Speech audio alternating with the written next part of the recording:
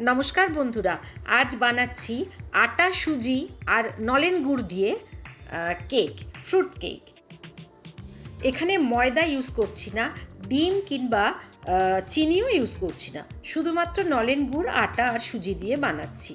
তো এর জন্য নিয়ে নিলাম আটা 3/4 কাপ, সুজি নিলাম 1/2 কাপ, গুড় 1/2 কাপ, দই 1/2 কাপ, দুধও 1/2 কাপ, অয়েল নিলাম 1/4 কাপ, বেকিং পাউডার নিলাম 1 টিস্পুন, আর সোডা নিলাম 1/2 টিস্পুন, আর কোকো পাউডার 1 টিস্পুন, আর ক্রাশড নাটস একটু বেশি করে নিলাম 1 কাপের মতো। এবার গ্যাসে তাওয়া বসিয়ে প্রথমে আমি গুড়টাকে ভালো করে মেল্ট করে নেব।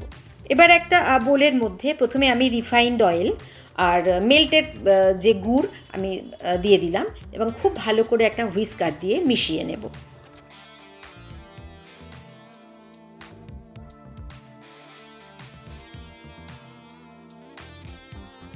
খুব ভালো মতো মেশানো হয়ে গেলে এতে দিয়ে দিলাম টক দই, আবারও মেশাবো।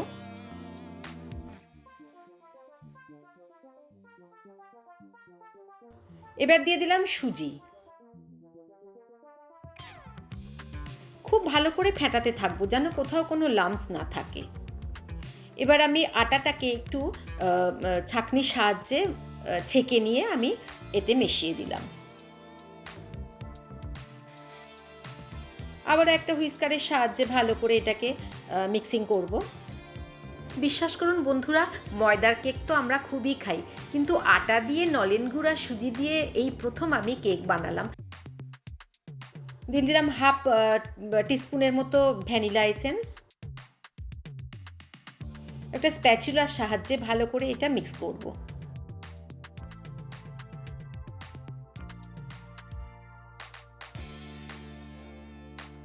1 চামচের মতো কোকো পাউডার মেশালাম।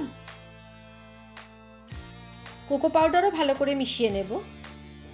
আটা, গুড় আর সুজি দিয়ে তৈরি কেক, অবশ্যই ফ্রুট কেক, যে এত সুস্বাদু হয় আগে আমার জানা ছিল না। এবার দিয়ে দিলাম 1 টিস্পুনের মতো বেকিং পাউডার আর 1/2 টিস্পুনের মতো বেকিং সোডা। দিয়ে আবারও একটা স্প্যাচুলার সাহায্যে ভালো করে মিক্সিং করব। ডোটা দেখুন একটু টাইট হয়ে গেছে। এবার অল্প অল্প করে আমি দুধ মেশাবো। প্রথমে প্রায় 3 চামচের মতো দুধ দিলাম, দিয়ে আবারও একটু ব্যাটারটাকে হালকা নরম করলাম। একেবারে পুরো দুধটা আমি ঢেলে দেব না, অল্প অল্প করে দিয়ে আমি এই ব্যাটারটাকে মিক্স করব।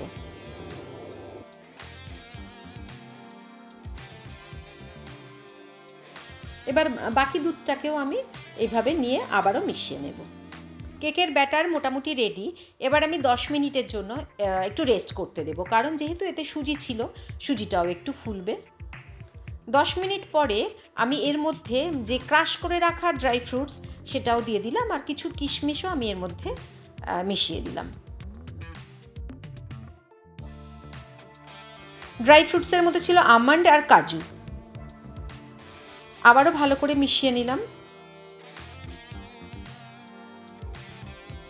মোটামুটি রেডি। এবার আমরা কেক টিনটাকে ভালো করে একটু বাটার দিয়ে ব্রাশ করে নিলাম। অবশ্যই একটা বাটার পেপার দিয়ে তার উপরে একটু ব্রাশ করলাম। এর মধ্যে এবার আমরা ব্যাটারটাকে ঢেলে দিলাম।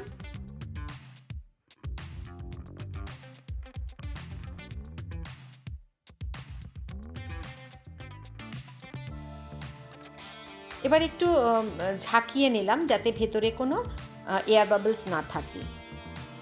ওপর থেকে আমি কিছু কাজু আর চেরি দিয়ে সাজিয়ে নিলাম।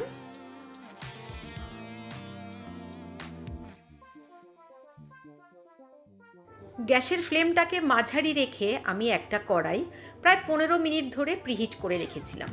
অবশ্যই ভেতরে একটা জালি দিয়ে রেখেছিলাম। তার উপরে আমি কেকের টিনটা বসিয়ে আবারও ঢাকা দিলাম, আর ঢাকার মধ্যে যে হোল ছিল ওটাকেও আমি একটা কাঠি দিয়ে আটকে রেখেছিলাম। প্রায় 50 মিনিট আমি এইভাবে বেক করেছি, অবশ্যই লো হিটে। দেখুন বন্ধুরা, কেকটা পুরো রেডি। আমি একটা টুথপিক দিয়ে দেখছি, একটুও লেগে নেই।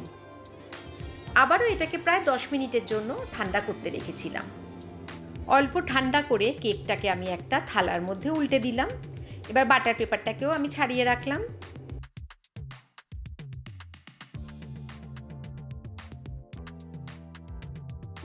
কেকটা পুরোপুরি তৈরি এবং ভীষণ সুন্দর হয়েছে। দেখুন বন্ধুরা,